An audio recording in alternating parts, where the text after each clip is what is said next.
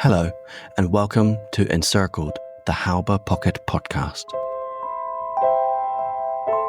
Episode 12, the 30th of April.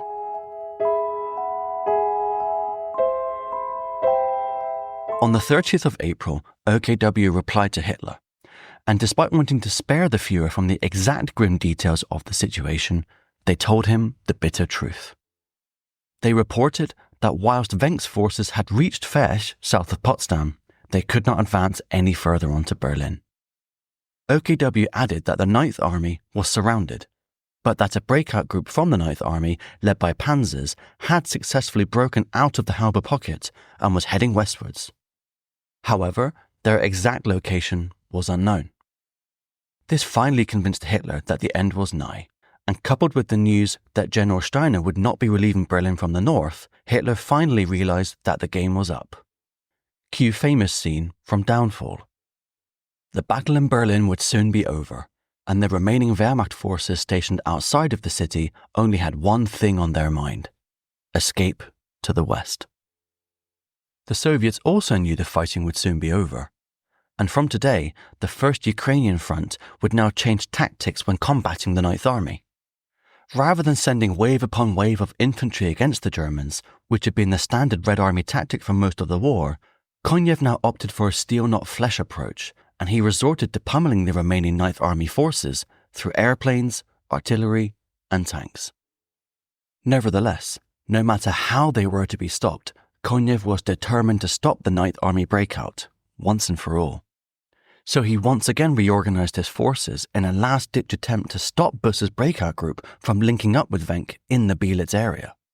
And the key objective for Konev's forces was to block the Mischendorf-Treuenbrietzen road with an insurmountable myriad of defences.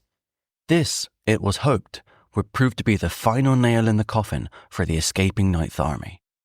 And on the 30th, Wenck sent the following message to the Ninth Army. 12th Army now engaged in heavy defensive fighting. Speed up your breakthrough. We are waiting for you. It was therefore clear. The Ninth Army breakout group had to make their final push onto Bielitz now or risk there being no 12th Army left to receive them at all. So how exactly is Busse's breakout group faring? After the previous day's intense fighting to reach and take Kummersdorf Gut, Busse's breakout forces dusted themselves off and prepared themselves for the next stage of their escape. 5th Corps took over the lead of the group as contact with 11th SS Panzer Corps had been lost. This loss of contact was typical of the chaotic situation on the ground, as by now there had been a total breakdown in the command effectiveness of the breakout group. In fact, various sources claim that the senior commanders could only exert leadership over the units which were literally within shouting distance. By the evening of the 30th of April, Busse's breakout group was ready to go, and they set off from Kummersdorf Gut. After the previous day's intense fighting to reach and take Kummersdorf Gut, Busse's breakout forces dusted themselves off and prepared themselves for the next stage of their escape. Given the scarcity of fuel, it was clear that almost everybody would be making this last push onto Bielitz by foot. 3 of the very last King Tiger tanks from the Kurmark division had to be blown up as they had run out of fuel. And even the senior officers from the Ninth Army Command had to abandon their staff cars as these had run dry. The officers were a strange sight, walking side by side with the bedraggled infantry and civilians, and they looked decidedly uneasy when the close quarter fighting with Soviet troops erupted around them in the forests. But the threat from Soviet infantry paled into comparison with the constant shell fire and tree bursts which rained down on the escapees. The German wounded tried to clamber onto the tanks in order to not be left behind, often fighting amongst themselves to secure their place. The losers in the struggle would be rolled off the vehicles or pushed to the side of the road. After leaving the Kummersdorf Gut, Busse's group immediately engaged in heavy fighting when crossing the road between Treppen and Luckenwalde, and here they successfully broke through the defences of the Soviet 117th Rifle Division. They pressed on, weathering a storm of Soviet anti-tank guns, and they crossed the wetlands of the Nutte River. However, despite this success, the German losses were enormous. Troops were shot in the swamps, vehicles were marooned in the marshes, and the wounded were left stranded in the open fields. and all the time, the breakout group was harassed by Soviet aircraft, artillery fire, mortar fire, and repeated tank attacks. The Soviets continued to harass the breakout group, with 4 divisions attacking from the south, along with armoured forces pressing in from the north. In any case, the key outcome of the 30th was that the Soviets were unable to split the breakout group into smaller pockets. Thus, for the final stretch towards Belitz, Busse's forces were able to enjoy something resembling unit coherence. By midnight on the 30th, the breakout group reached the forests between Mertensmühle and Berkenbruck, and they paused at the Forsthaus in Mertensmühle. They were now only 10 kilometers away from the positions held by the 12th Army. Whilst the breakout group was creeping ever closer to the Belitz area, the remaining trapped 9th Army forces in Halbe were finally defeated after the 1st Belarusian Front successfully completed their cleaning up operations in the forests around the town. And at 5:30 in the evening, they reported that the German forces trapped in the Halbe Pocket were officially destroyed. The people of Halbe had seen hell over the past week, but just because the fighting was over, that didn't mean their ordeal was over. Willi Hennecker recounts his experience of being liberated by the Russians on this day. When I got to the top floor, I watched through the window as an assault team, approaching from Kils Teich, moved directly towards our house. I bounded down the cellar stairs, shouting to all gathered there, "They're coming!" The room went dead silent as we went through some anxious moments. We knew that all the Russians had to do was throw a hand grenade down the staircase on entering, and we'd all be done for. 14 people tightly packed next to each other. It would be a bloodbath. We could hear them upstairs. Some guy said something in Russian, which sounded like a question. Old Wagner responded in a language I didn't understand. Waving to us, he indicated that we should go upstairs with him. So Paulus and I followed him, with our hands up.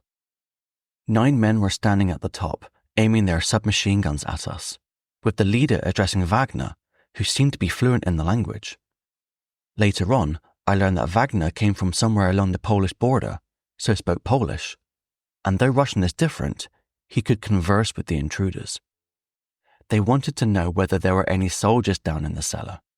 Wagner translated and then assured them that the only people sheltering were women and children, and they should, he said, check for themselves. But much to our surprise, the men declined.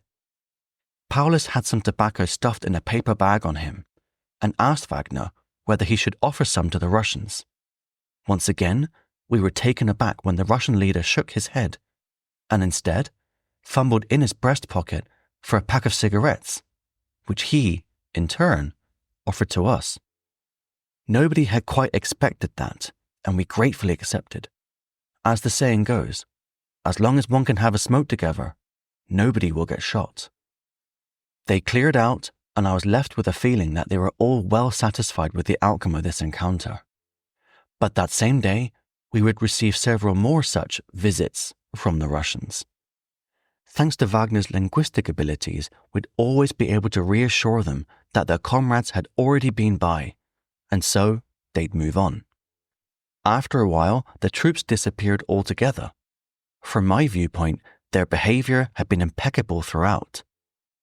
But there were other visitors seeking, among other things, women, and indeed, finding them. Such nightly visits left their mark, though Ella hid behind the beds of the children and remained unscathed. Wagner's niece hid in a cupboard on the 2nd floor and also survived, unharmed. As for the other women and girls, they had to obey and go upstairs.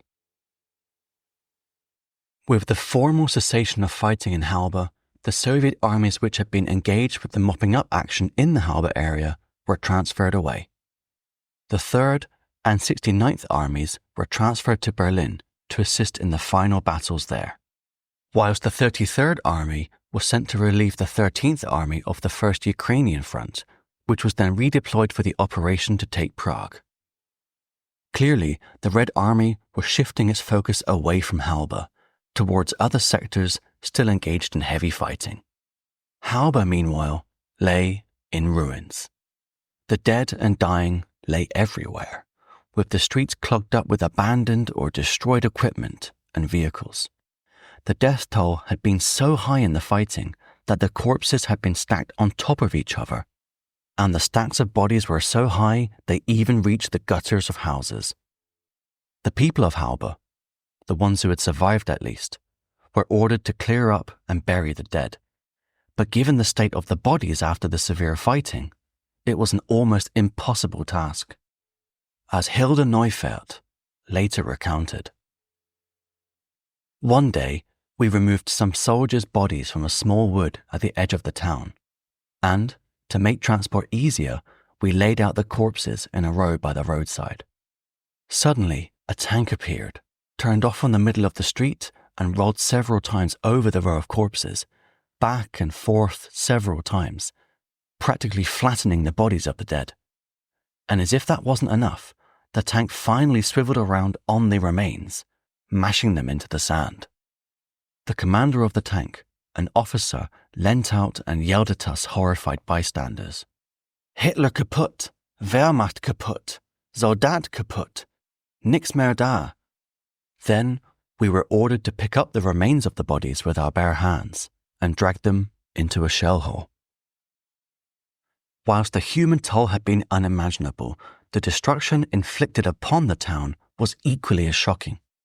Precious few buildings had been untouched, with most of the houses completely burned down.